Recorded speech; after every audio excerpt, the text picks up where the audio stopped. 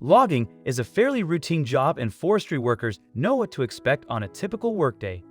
Loggers spend their day bringing down heavy trees safely and bringing them to the processing plants to be made into lumber or pulp and paper. But for a team from the Georgia Craft Company back in 1980, their average workday would turn out to be anything but ordinary when they cut down an unusually light and hollow tree. Before we begin, do us a favor and click that like button. Also subscribe to our channel and click the notification bell to be inspired by these heartwarming stories every day.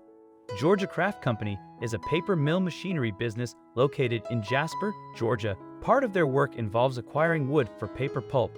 So, they headed out one day in 1980 to cut some trees in a nearby forest. They were not expecting the surprise that they would find inside one of trees.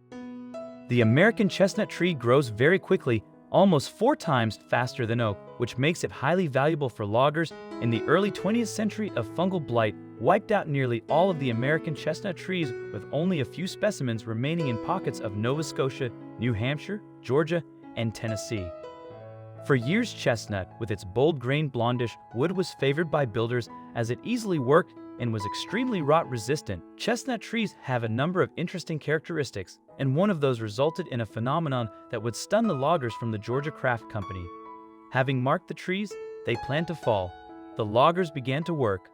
They expected to spend the whole day chopping down chestnut trees, but when the first axe struck a particular tree, the workers quickly realized it was hollow.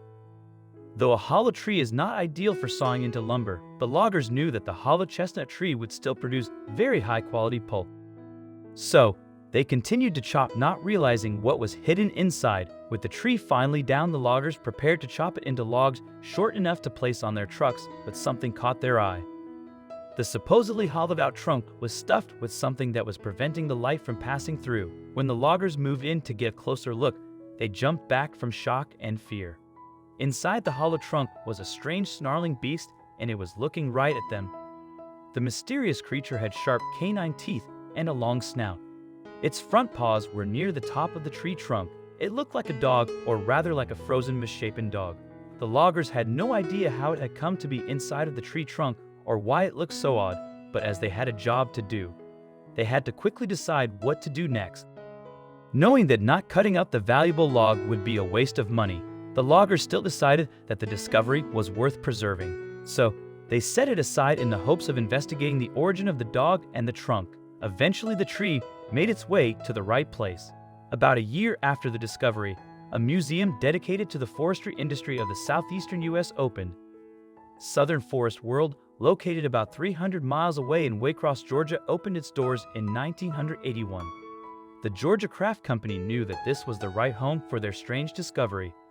Southern Forest World received the tree trunk before its grand opening, and the staff expected it to be a popular exhibit, but they also wanted to solve the mystery of the dog within the log. So, they enlisted a team of experts and were able to discover the truth about the mysterious chestnut tree. First, they studied the dog, seeking to determine how it could have possibly become naturally mummified, which it seemed to be. Finally, Christina Kilgrove, a biological anthropologist from the University of West Florida, had a fitting solution. Part of her work involves analyzing tissue decay and how microbes are involved in the decomposition process. Usually, they will begin to eat the tissue shortly after death. They will grow, reproduce, and take over the body until it's petrified, but something within the chestnut tree prevents this from happening.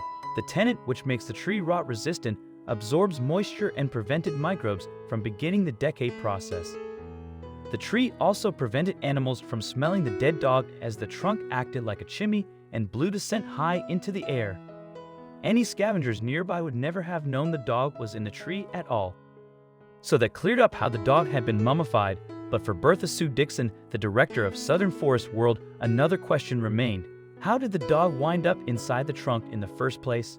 He seems to have been a hunting dog. So, experts believe that the dog, who would have been around 4 years old, chased a raccoon or squirrel into the tree sometime around 1960. He managed to climb about 20 feet before getting stuck, where they assume it died of starvation. The mummified dog, prominently displayed in the central rotunda, is one of the most popular attractions at Southern Forest World. It has been featured on promotional materials and postcards for years, but it would take decades for the famous dog to get a name. Until 2002, he was simply called Mummified Dog. Then the museum held a naming contest.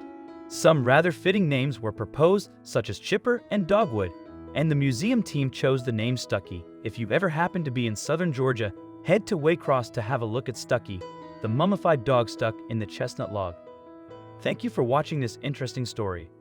Please tap one of the 2 videos on your screen for another amazing story.